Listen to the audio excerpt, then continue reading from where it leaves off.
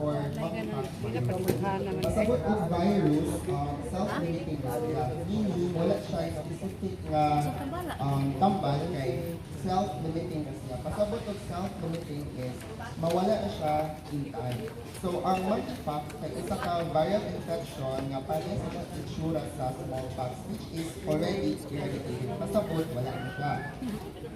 Hindi na siya epekto sa ato ang lawas as a person, pero very deliberating. Pasabot, iyang effect is ato ang skin, hindi makamaot siya sa pangpanit. Mo na iyang effect.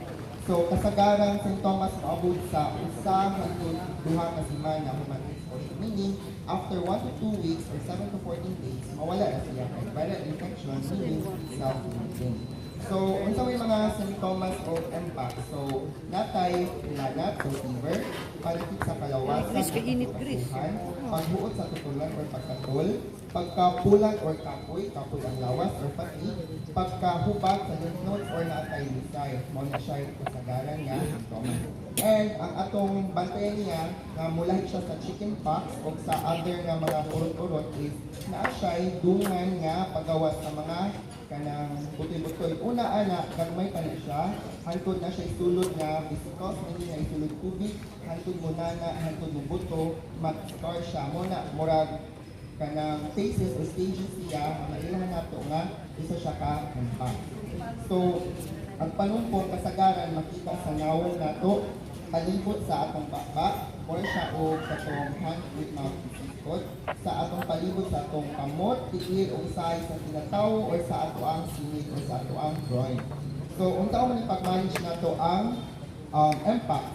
So, walay pino nga tambal sa impact kay viral naman siya. So, atong buhaton is supportive management. Pasabot og supportive management is if ang person is hilangtan, so tagaan nato siya o parawa sa hilanat, ikatol yung pamati, tagaan siya anti-itching or katong mga citizen.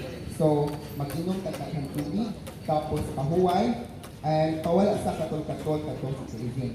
Kung grabe ang sintomas, which is usually sa mga bata na sila, grabe ang sintomas, adunay komplikasyon, so ato siya i-admit for observation. No? So, ang isang pag-ikay or pag-prevent ang impact. So, kaya ng pagduol sa mga tao na exposed or na-history of travel abroad, usually sa endemic places, sa usually South Africa. So, unsa pa itong line buhaton is mogamit ka og mask if moadto ka sa mga publikong lugar, like our health centers and hospitals, no? Magamit ka mask. Limpyo o disinfect always sa mga gamit if makakontak. Hugasin firm ang makamot, so hand washing. So magpuyo sa balay if may pamatigon nga sintomas, mag-isolate ka for 1 to 2 weeks para dili mo spread ang virus. So, ako i-summarize ka na, no? So, ang mpox or monkeypox is saka viral nga sakit nga makatakot. Adunay sintomas nga murag trangkaso nga susundan sa panumpong or mga kurot-kurot. So, wala kini siya ino nga tambal kay viral siya or virus which is self-limiting.